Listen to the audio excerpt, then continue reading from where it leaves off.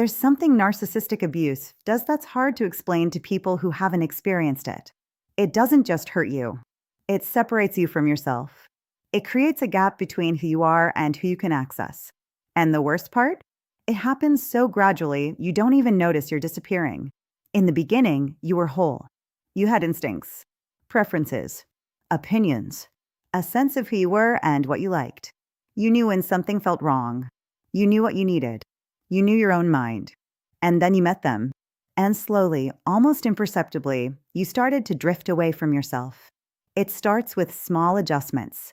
They don't like your friends, so you see them less. They criticize your clothes, so you change your style. They mock your interests, so you stop talking about them. You tell yourself it's compromise. It's love. It's what you do in a relationship. You adapt. But it doesn't stop there. They question your memories. You remember a conversation one way. They insist it happened differently. And they're so confident, so certain. And you start to wonder, maybe I did get it wrong. Maybe my memory isn't reliable. Maybe I can't trust what I think I know. They invalidate your feelings. You tell them something hurt you, and they tell you you're too sensitive, that you're overreacting, that you're making a big deal out of nothing. And you start to doubt your own emotional responses. Maybe I am too emotional. Maybe I do blow things out of proportion. Maybe my feelings are the problem. They reframe your reality. You see them flirt with someone else, and they tell you you're paranoid. You catch them in a lie, and they convince you that you misunderstood. You feel neglected, and they tell you you're needy.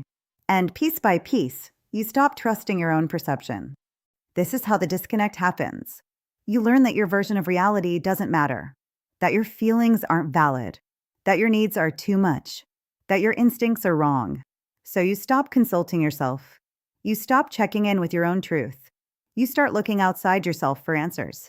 To them, what do they think? What do they want? What version of me will make this work? And in doing that, you abandon yourself. You leave yourself behind. Because staying connected to yourself, trusting your own knowing, means seeing the truth. And the truth is too painful. The truth is that you're with someone who's hurting you, who's manipulating you, who's systematically erasing your sense of self so you'll be easier to control. So you disconnect, not consciously, but as a survival mechanism. You numb out. You stop feeling your feelings because feeling them is too overwhelming. You stop trusting your thoughts because they conflict with what you're being told. You stop listening to your body because it's screaming at you to leave and you're not ready to hear that.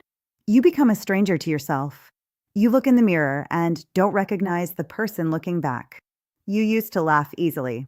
Now you're anxious all the time. You used to have opinions. Now you agree with whatever keeps the peace.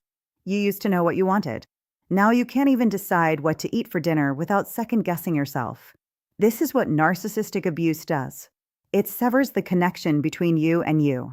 It teaches you that you can't be trusted, that your inner voice is faulty, that your truth is negotiable.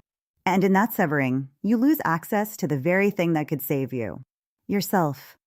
But here's what I need you to know. That connection, it's not gone. It's not destroyed. It's just buried, hidden, waiting for you to come back. And the way back starts small.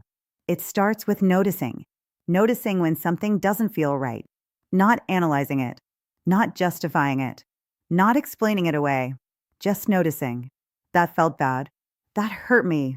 That doesn't match what they're saying. It starts with feeling, letting yourself feel again, even when it's uncomfortable, even when the feelings are messy and contradictory and painful, because feelings are your truth. They're your body's way of communicating with you.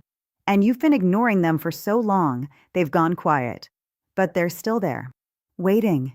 It starts with trusting, just a little. Trusting that what you experienced actually happened, that your memory is real, that your perception is valid, that you're not crazy, that you're not making it up, that you know what you know. It starts with asking yourself questions they trained you not to ask. What do I want? Not what do they want. What do I need? Not what can I live without. What do I feel? Not what should I feel. What's true for me? Not what's their version. This reconnection is slow. It's tentative. Because you've been conditioned to abandon yourself. You've been punished for trusting yourself. You've been told over and over that you're wrong, you're broken, you're the problem. So coming back to yourself feels dangerous. Risky. Like you're betraying the relationship. But you're not. You're saving yourself. Every time you pause and check in with yourself instead of immediately looking to them for validation, you're reconnecting. Every time you honor a feeling instead of suppressing it, you're reconnecting. Every time you trust your gut instead of overriding it with their narrative, you're reconnecting. You start to remember who you were, not to go back to that person, but to integrate her, to bring her forward. The one who knew her worth, who trusted her instincts, who didn't need permission to take up space. She's still in there, and she's been waiting for you to remember her. The reconnection isn't about becoming perfect or healed or whole overnight. It's about building a bridge back to yourself. One small choice at a time, one moment of self-trust at a time, one feeling honored at a time, one boundary set at a time. And as you reconnect, something shifts. The hold they have on you loosens, because they only have power when you're disconnected from yourself, when you don't trust yourself, when you need them to tell you what's real. But when you come back to yourself, when you remember that you have your own knowing, your own truth, your own compass, they can't manipulate you the same way. You start to see clearly. You start to feel again. You start to know yourself again. And that knowing becomes stronger than their lies. So if you're feeling lost right now, if you don't recognize yourself anymore, if you've drifted so far from who you are that you can't find your way back, I need you to know this. You're still there. Underneath all the conditioning. Underneath all the gaslighting. Underneath all the self-doubt. You're still there. And you can come home to yourself. One small step at a time. This is how you heal from narcissistic abuse. Not by fixing what they broke, but by reconnecting with what was never actually broken. You, the real you, the one who's been waiting all along. Welcome back. Thanks for being here. If you're working on reconnecting with yourself, share one thing you're rediscovering about who you are.